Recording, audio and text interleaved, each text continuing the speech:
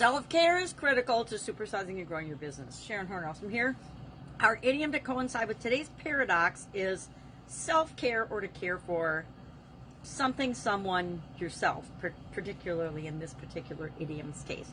Self-care, the ideology, although Socrates is credited with being the father of self-care, the ideology really didn't come into play until the 1950s, which is a relatively new idiom or concept.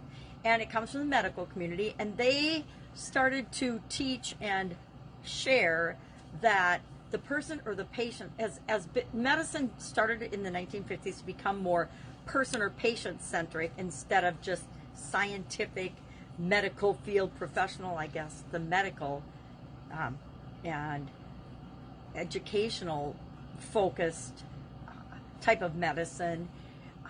It put more emphasis on the individual's ability, their acts and their practices, and the impact that that has on their physical health, your physical well-being. This is, of course, it's been around my entire lifetime, so it's one of those things. I personally believe that I wish I had known more about self-care when I was younger. When I grew up, self-care was personal hygiene, right? Hey, you take showers, you take baths, you wash your hair, you shampoo, you comb your hair, you wear clean clothes, you show up in a manner that's befitting the situation. We've talked about that a couple of days. But to me, self-care is much more, and it became even more when not just the medical profession, but psychology got involved and said, hey, it's so important to take care of our mental health as well as our physical health. And that has taken a lot more emphasis. I think it might even be Mental Health Month this month. I'm not sure when it is, but I personally believe, one of my friends posted about it today, and I said, hey, I think it should be a part of all of our education, whether it's our personal education or formal education. We should know how to take care of ourselves physically, mentally, emotionally, spiritually, financially, with respect to relationships, and who we are and how we're showing up in the world, as well as financial, right? We need to be able to take care of all the different areas and aspects of our life.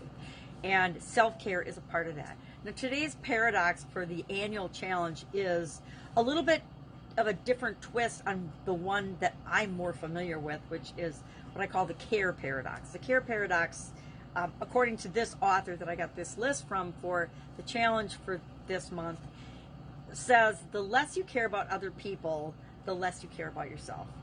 To me, I take the opposite of that. The more you care about other people, it proves the more you care about yourself. And I think this is so true. We cannot give to other people what we don't have to give ourselves. If we don't take care of ourselves in the different areas and aspects of our life, we're not going to have the energy to grow and build and supersize our business. To me, it's common sense. We better take care of ourselves as the founder and developer and primary driver of the business that we're trying to create in the world, or there isn't going to be a business in the world. I guess I found that out firsthand in 2010 when I had a sudden cardiac arrest. Unfortunately for me, the businesses I was running at the time had a succession plan, so the businesses would have continued, but probably in a different form than I had personally been running and operating them.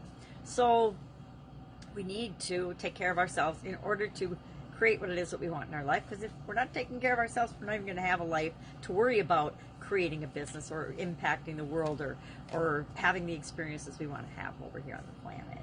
So curious, your favorite, share in the comments below your favorite self-care practice. I got to think about what mine is, because I have a whole bunch of them. Since 2010, I have a whole lot of different self-care practices in every area and aspect of my life, because I know that I can only live a life if I'm here to live a life. A lot of people don't get that in-your-face experience, but since I've had that, I'm not going to let it go to waste. I'm going to learn from it and continue to take care of myself physically, mentally, emotionally, spiritually, financially, with respect to my relationships, contribution, what I'm here to share with the world, etc.